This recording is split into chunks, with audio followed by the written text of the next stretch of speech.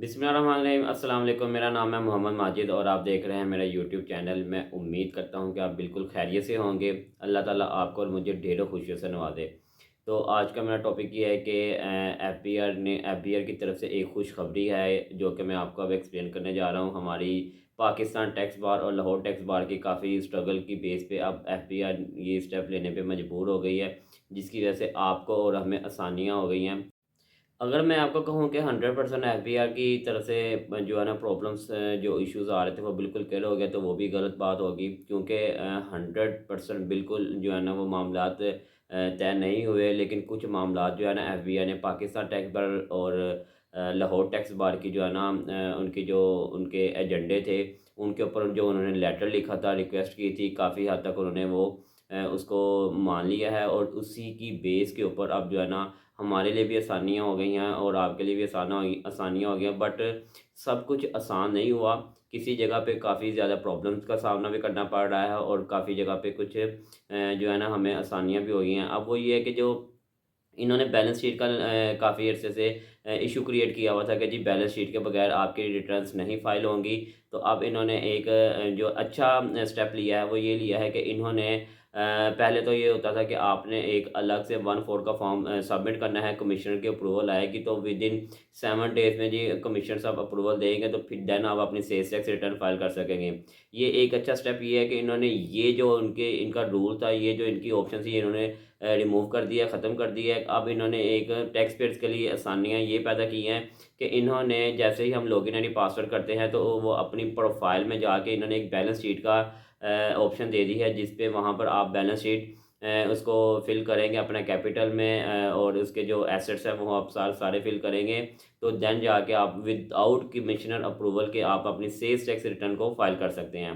But इसमें मैं साथ आपको ये भी बताता चलूँ कि जब भी आपने बैलेंस शीट फाइल करनी है, आपका जो इनकम टैक्स का जो कैपिटल है, अगर तो आप 30 जून 2023 की बैलेंस शीट दे रहे हैं, तो जो आपकी 30 जून 2023 पे अगर आप बैलेंस शीट दे रहे हैं, तो जो आपकी इनकम टैक्स रिटर्न है 2023 की, वही कैपिटल आपने अपनी ये बैलेंस शीट के ऊपर डिक्लेयर करना है। उसी के अकॉर्डिंग आपने एसेट्स डिक्लेयर करने हैं। अगर तो आपने इनकम टैक्स रिटर्न में ऑलरेडी बैलेंस शीट डिक्लेयर की हुई है, तो उसके अकॉर्डिंग आप सेम एज़ इट इज़ उसको इन सेल्स टैक्स की जो बैलेंस शीट की वो उनकी डिमांड है, वो आप वहाँ पे उसको फ़िल करेंगे। अब इसमें एक और है कि जब आप देखिए जो पोर्शन आप फ़िल अप कर रहे हैं, उसके बाद अगर फिर भी कोई चीज़ें आपकी ऐसे हैं कि कोई आप फ़िल करने वाली नहीं है, तो आप उसके आगे 0-0 लिखेंगे, तो देन वो आपको जो आपकी बैलेंस शीट है वो सेव करेगा।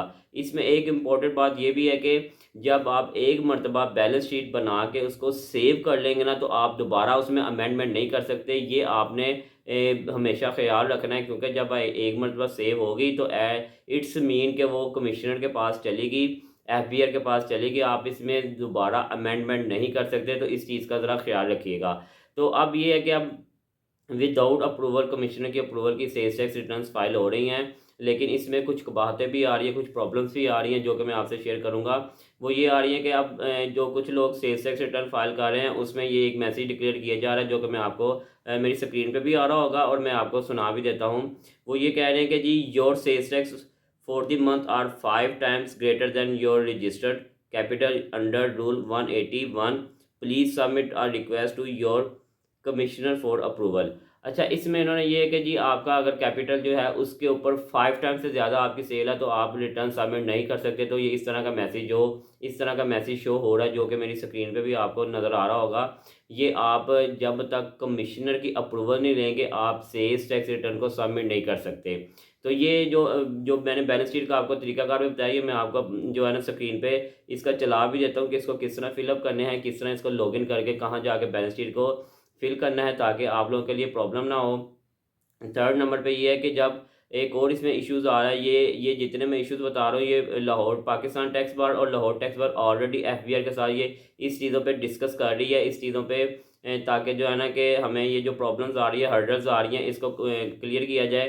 पाकिस्तान और Lahore tax bar chief commissioner के साथ ये काफ़ी देर से मीटिंग्स चल रही हैं, और इंशाल्लाह आई होप कि जहाँ पे ये सेल्स टैक्स का इशू रिजॉल्व हुआ है ना विदाउट कमिश्नर अप्रूवल, तो आई होप कि ये भी एज़ सून एज़ पॉसिबल ये भी इशू रिज़ॉल्व हो जाएगा। अब जो सेकंड नंबर पे एक और इनका जो इशू आ रहा है, वो ये आ रहा है कि जैसे ही अब जब हम रिटर्न फाइल करते हैं, बाज़ औक़ात ऐसे होता है कि जिसने सेल की होती है उन्होंने अपनी सेल्स टैक्स रिटर्न को सबमिट नहीं किया होता, और जिन्होंने अपनी परचेज बायर जो होता है वो क्लेम करके रिटर्न सबमिट करने लगती हैं तो वो भी रिटर्न सबमिट नहीं होती।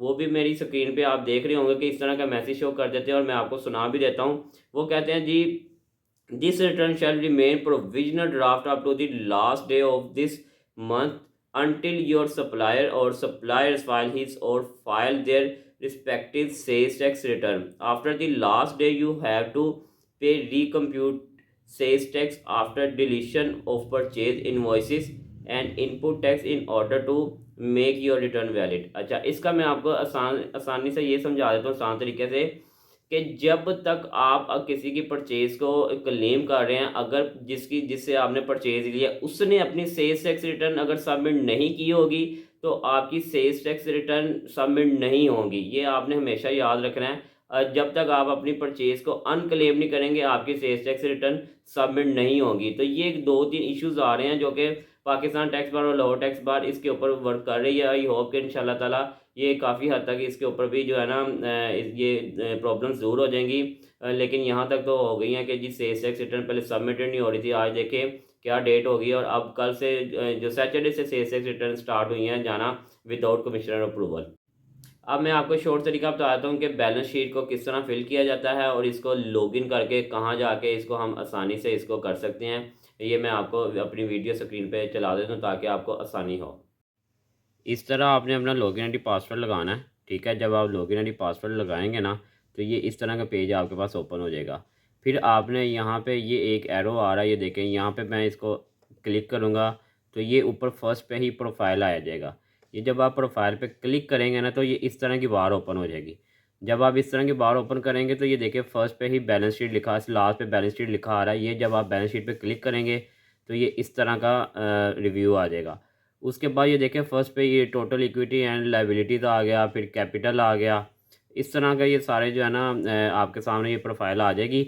उसके बाद आपने इसी तरह इसको फिलअप करना है, और टोटल नीचे जो आपकी अगर ये जो जितने भी आपकी कॉलम है आपने बाकी फिल नहीं करने तो उसके ऊपर ज़ीरो लाजमी लिखना, अदरवाइज़ वो सेव नहीं होगी। तो ये इसका सारा पोर्शन है जो कि मैंने आपको वीडियो पे बता दिया है। इस तरह आप इसको फिल करेंगे।